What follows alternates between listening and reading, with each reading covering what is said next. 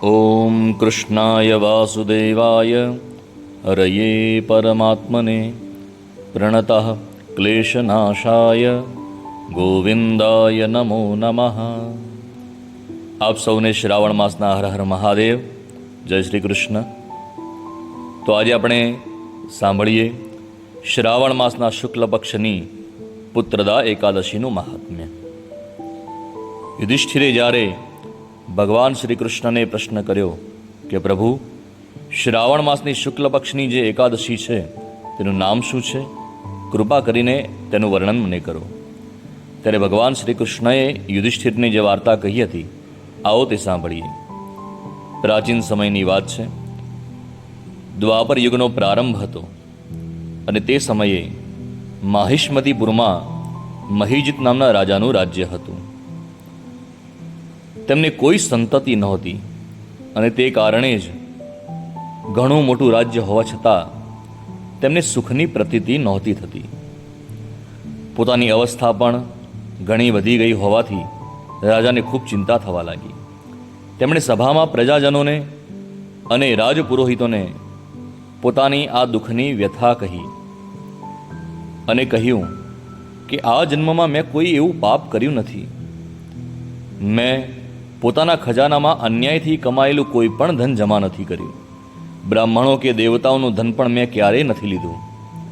પ્રજાનું મેં પુત્રવત પાલન કર્યું છે અને ધર્મથી જ પૃથ્વી પર મારો અધિકાર મેં જમાયો છે. દુષ્ટોને મેં ભલે પોતાનો બંધુ જ બાંધવ કેમ ન હોય, જો તે દુષ્ટ છે અને અપરાધ કર્યો છે તો એને મેં દંડ આપ્યો છે. શિષ્ટ પુરુષોનું સદાય મેં સન્માન કર્યું છે, કોઈનો પણ દ્વેષ નથી કર્યો. તો પછી એવું તો શું કારણ છે કે આજ સુધી મને સંતતિ નથી થઈ? જો આપ લોકો કંઈ જાણતા હો તો આના વિશે વિચાર કરજો. રાજાના આ વચન સાંભળી અને એમને દુઃખી જોઈ પુરોહિતો અને બ્રાહ્મણો સહિત સમગ્ર પ્રજાજનો એક વનમાં પ્રવેશ કરે છે અને આજુબાજુ કોઈ સિદ્ધ સંત, મહંત કે ઋષિમુનિનો આશ્રમ તપાસ કરે છે. અને શોધતા શોધતા જ અચાનક જ તેમને લોમશ ઋષિના દર્શન થાય છે. આ લોમશ ઋષિ ધર્મજ્ઞ, શાસ્ત્રોના વિશિષ્ટ વિદ્વાન અને દીર્ઘાયુ મહાત્મા છે. તેમના શરીરમાં અત્યંત વધારે રોમ એટલે કે લોમ હોવાથી તેમનું નામ લોમશ ઋષિ પડેલું છે.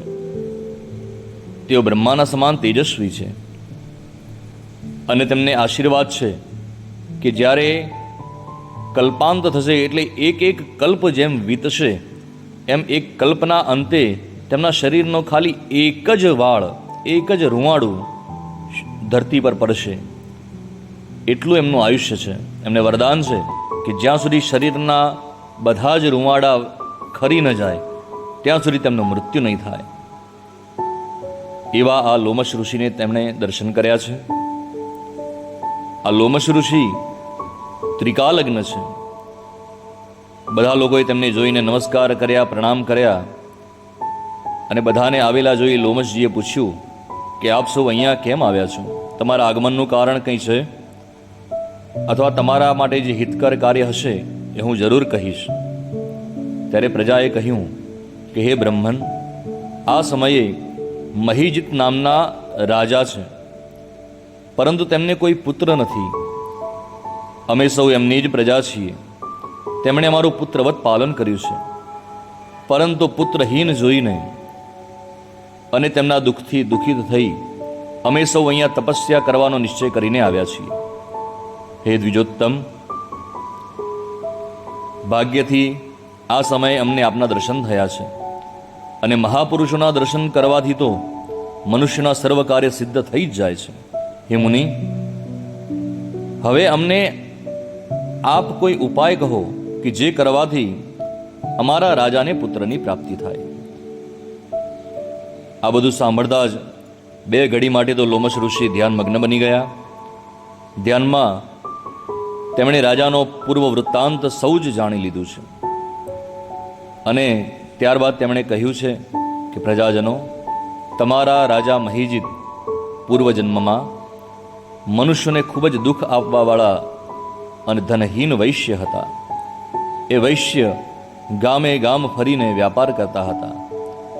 એક દિવસ તેઓ જેઠ મહિનાની શુક્લ પક્ષની દશમી તિથિને દિવસે બપોરના સમયે જ્યારે સૂર્ય તપી રહ્યો હતો ત્યારે એક ગામના સીમાડે જલાશય પાસે પહોંચ્યા છે.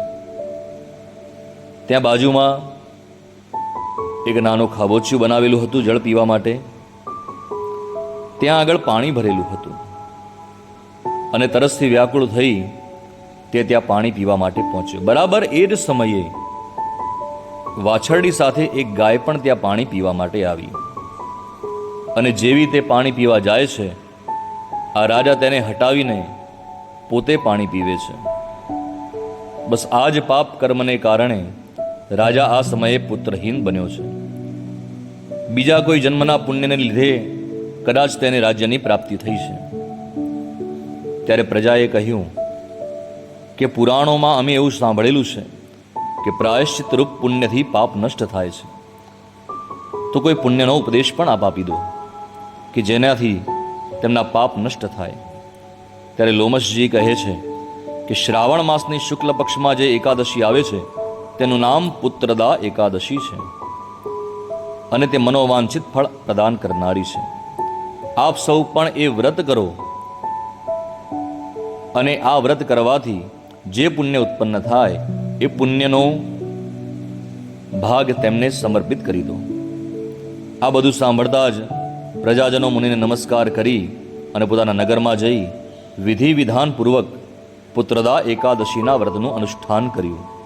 રાત્રે વિધિપૂર્વક જાગરણ પણ કર્યું અને બીજા દિવસે એટલે કે દ્વાદશીને દિવસે પારણા પણ કર્યા છે. અને તે સમયે સંકલ્પ સાથે તેમણે આ એકાદશીના નિર્મલ પુણ્યને પોતાના રાજાને સમર્પિત કર્યું છે. અને આ પુણ્યના પ્રભાવે જ રાણીને ગર્ભ ધારણ કર્યો છે અને પ્રસવના સમય આવવા પર એક બળવાન પુત્રને જન્મ આપ્યો છે. તો આ જ છે વિધિનું વિધાન. પરંતુ વિધિના વિધાનને પણ જો કોઈ માત આપે છે તો એ છે આ એકાદશીનું પુણ્ય. તો આપ સૌ પણ આ પુત્રદા એકાદશી કરજો. જેને પુત્ર ન હોય તે લોકો આ કરવાથી પુત્રની પ્રાપ્તિ કરી શકે છે.